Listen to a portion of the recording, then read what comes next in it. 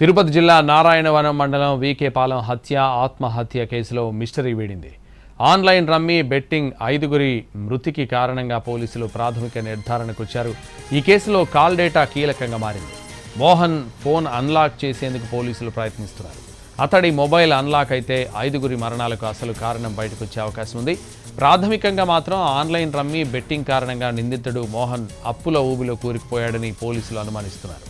ప్లాట్లు, భార్య నగలు తాకట్టు పెట్టినా అప్పులు తీరలేదు.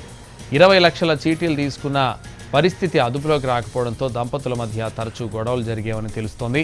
మానసిక రుగ్మతలకు తోడు చేసిన అప్పులు ఎక్కువ అవడంతో మోహన్కు భార్య, తల్లి నిలదీశారని సమాచారం. ఈ గొడవల వల్లే వాళ్ళిద్దరినీ చంపి పిల్లల్ని తీసుకెళ్లి రైలు కింద పడి మోహన్ ఆత్మహత్య చేసుకున్నాడని పోలీసులు అనుమానిస్తున్నారు.